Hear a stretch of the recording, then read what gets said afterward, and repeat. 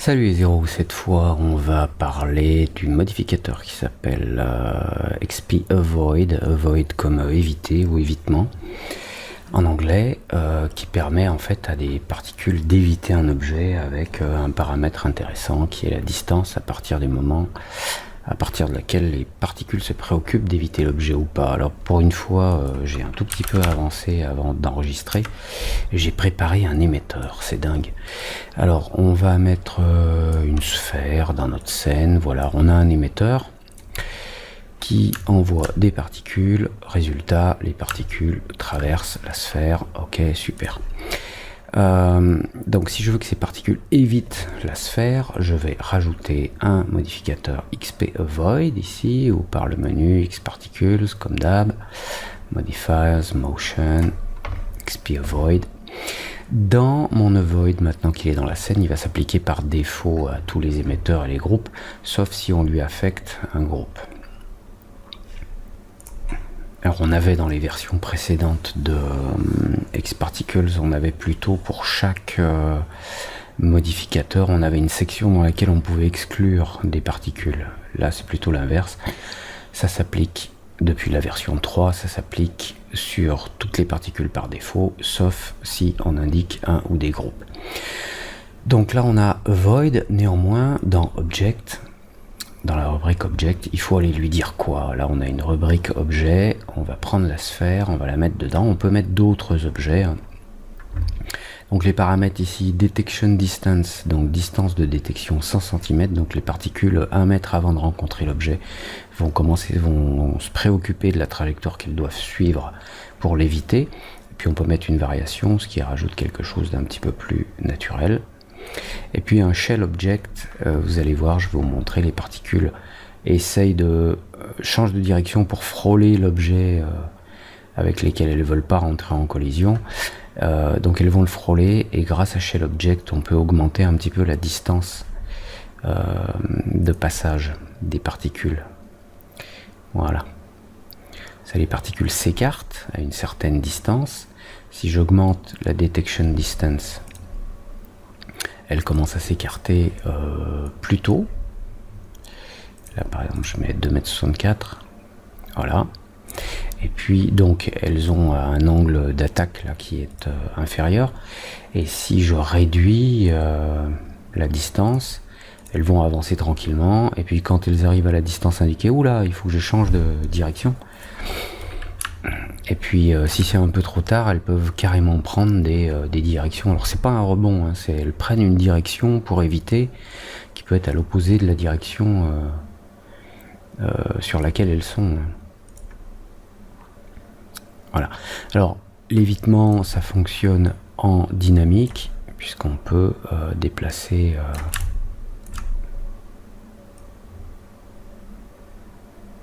voilà. Alors l'évitement, dans des cas extrêmes, n'empêche pas des particules de rentrer à l'intérieur de l'objet. Si vous voulez pas qu'elles rentrent, il faut rajouter dans l'objet, ici sphère, clic droit, rajouter un tag de XParticles tag et mettre le collider. Donc là vous avez un collider sur lequel il y a un bounce. Donc je vais enlever le rebond, laisser une micro friction. Voilà. Et là, vous êtes sûr que vous avez une collision qui est à peu près correcte, si ça ne va pas trop vite pour le système. Vous pouvez aussi, puisque là les particules s'écartent, mais si vous souhaitez que les particules aillent rejoindre un endroit précis, vous pouvez mettre on l'a vu, un attractor. Voilà, comme ça, hop, elles font le tour. Et puis elles reviennent vers l'attractor. Ok. Alors là, elles suivent un peu les contours de la sphère. On voit, ça fait des lignes. Alors ça, c'est à cause du maillage. Voilà, c'est à cause du maillage de la sphère. Si on augmente le nombre dans la sphère, là, on augmente la définition de la sphère, on a en quelque sorte moins de maillage, ou plutôt il est toujours là mais il est moins visible. Ok. ok. Vous pouvez bien sûr animer par exemple la sphère ici avec un petit tag vibrate, position, on va mettre 150, 150, 150, fréquence 0,6. Voilà. Alors ça peut être mignon tout plein.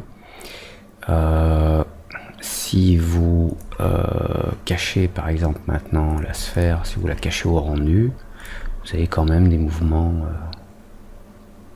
vous créez vos propres turbulences, quoi, en quelque sorte. Donc j'ai pas trop insisté sur le shell, mais c'est un paramètre qui est assez important. Ce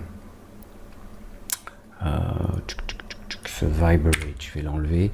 Le shell, c'est un paramètre assez important parce que il détermine en fait la distance entre les particules et l'objet. Donc je vous disais, les particules vont essayer de prendre une trajectoire pour éviter l'objet, mais on peut lui dire par exemple d'éviter, en augmentant le shell, de garder une certaine distance par rapport à l'objet.